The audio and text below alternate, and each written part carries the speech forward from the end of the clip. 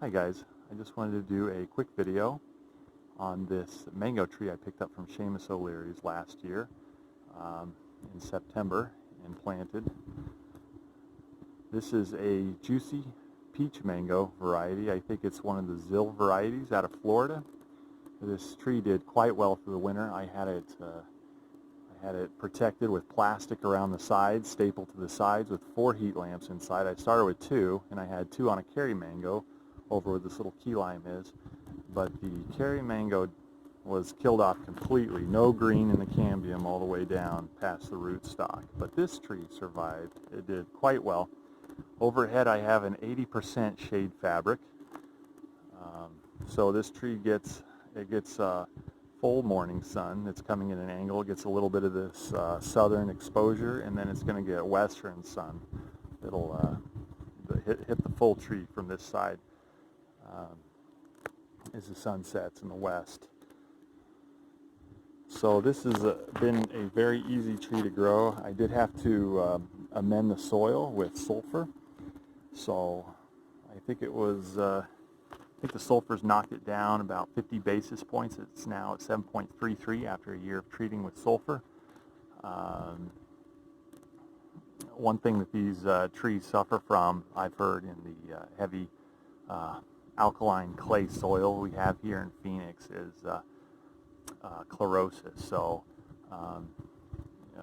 we should supplement with manganese, not magnesium, but manganese.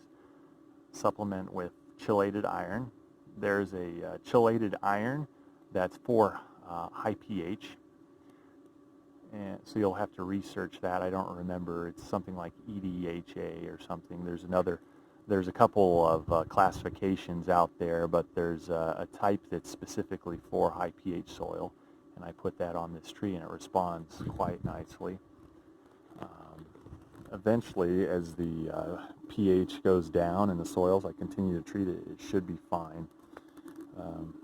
I don't know, maybe I already mentioned this, but this tree has continued to flush out new growth because I've had this shade fabric on protecting it. So what I understand is that normally this burns off during the intense heat and sun exposure of the summer if it's not protected. But in this case, it's just continued to grow. Surprisingly, this has grown pretty dense. Normally, what I've seen is that these trees grow fast, they grow tall, and they don't have a lot of foliage, but this peach variety is growing very dense. So I don't know why that is, if it's the soil or if it's the shade or what. But I'm liking that. Hopefully it'll get to the point where it needs minimal intervention in the winter. I don't know if that'll ever be the case. I think if you're in Phoenix and you're going to plant a mango, then you're going to have to do some kind of intervention during the winter to protect it and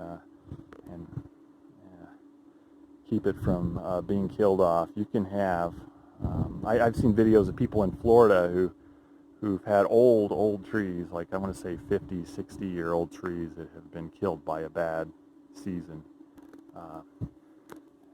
when the temperature goes below freezing. So I think that's just the nature of the game here. You want to plant it in the ground and don't want to keep it in the pot, then you're going to have to protect it, or you risk losing it and all those years of hard work. So my thought is to build kind of a portable, or a tent that can be assembled, maybe out of PVC, staking that, or 2x4s or something, that I can just assemble every fall. I mean, it'll be an eyesore, but for those especially cold nights, I don't want to find out that the tree was, killed off by an especially cold night. So that's just something that I've resolved to do, and I would recommend that for other people who want to grow a mango in Phoenix and plant it in the ground.